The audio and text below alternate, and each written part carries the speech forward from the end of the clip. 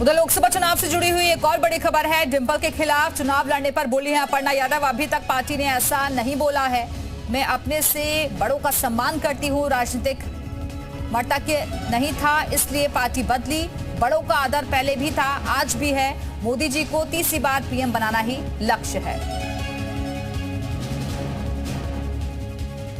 प्रियंका गांधी खिलाफ दी जाएगी तो क्या लगता है कि आप उसको, क्योंकि देखिए हमारी पार्टी तय करती है, अगर पार्टी कहेगी तो क्यों नहीं, पार्टी पे।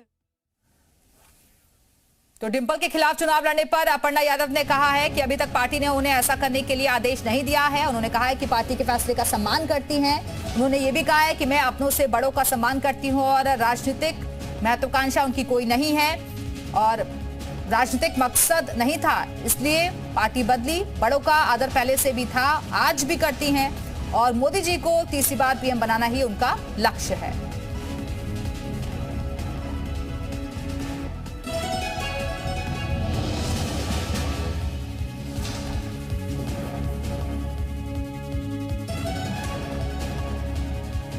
और कांग्रेस प्रवक्ता अंशु अवस्थी जी इस वक्त हमारे साथ जुड़ गए हैं। अंशु जी, आप लोगों की तरफ से भी अभी तक कई सीटें ऐसी हैं जहां पर अनाउंसमेंट नहीं हुआ है। इस बीच अपर्णा यादव से भी जब पूछा गया कि क्या वो डिंपल यादव के खिलाफ चुनाव लड़ने के लिए तैयार हैं, तो उन्होंने कहा है कि वो वेट एंड वॉच की स्थिति में है। अगर पार्टी उन्हें टिकट देती है वो तो चुनाव मैदान में जाएंगी।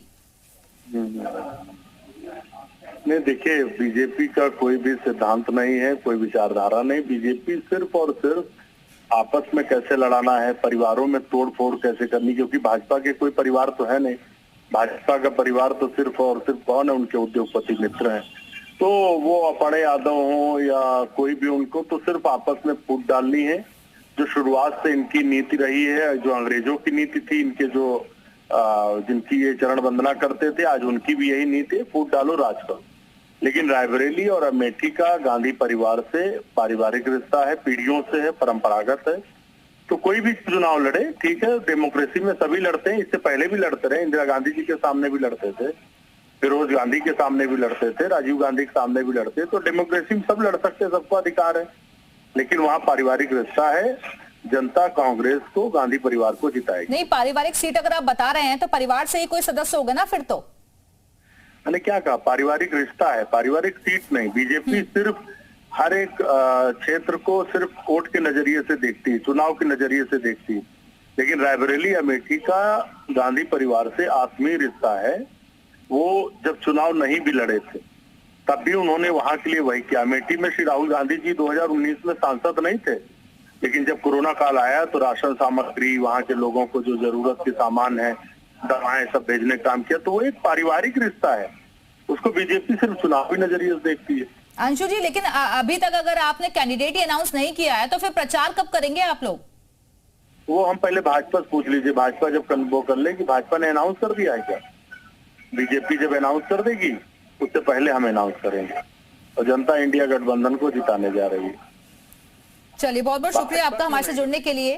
तो कांग्रेस प्रवक्ता अंशु अवस्थी जी साथ में जुड़े, जिन्होंने बीजेपी पर तमाम तरीके के आरोप लगाए हैं। और अविनाश पांडे जी इस वक्त बीजेपी से हमारे से जुड़ गए हैं। अविनाश जी, अभी कांग्रेस के प्रवक्ता हमारे साथ जुड़े, उन्होंने ये कहा कि फूट डालो, परिवारवाद पर हमला।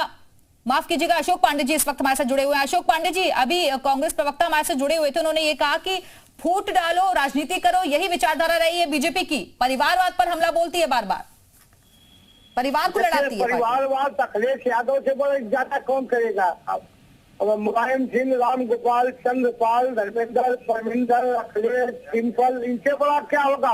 पूरा सैफरी महोत्सव है समाजवादी पार्टी। और जब अखिलेश बोलते हैं परिवारवाद पर तो बड़ी हंसी आती है।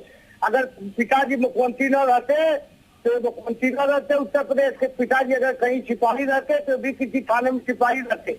अखिलेश यादव कंफ्यूज नेता है। मेरा कहना है अपर्णा यादव जी ने अपने से भारतीय जनता पार्टी की सदस्यता स्वीकार किया। अपर्णा यादव जी को इन लोगों ने जिस तरह से प्रताड़ित किया, ठीक उसी तरह प्रताड़ित किया जैसे इंदिरा गांधी ने अपनी जवान विधवा बहू को 6 महीने के बेटे के साथ निकाला था। वही काम अखिलेश यादव ने भी अपर्णा यादव के साथ किया था।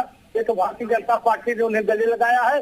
अपर्णा यादव जी अगर जहाँ से लड़ना चाहती है उनका अपना विचार है। अशोक जी, आप कह रहे हैं परिवार ने प्रताड़ित किया, अपमानित किया, तो क्या आप लोग इसी सम्मान की लड़ाई के लिए डिंपल यादव के खिलाफ उन्हें टिकट देंगे? देखिए निश्चित तौर पे डिम्पल यादव हमारे पार्टी में आई है तो निश्चित तौर पे उन्हें सम्मान मिलेगा, इसमें कोई दो राय नहीं है। सम्मान मिला है इसलिए वो हमारे साथ है। चलिए बहुत बहुत शुक्रिया आपका अशोक पांडे जी हमारे साथ जुड़ने के लिए।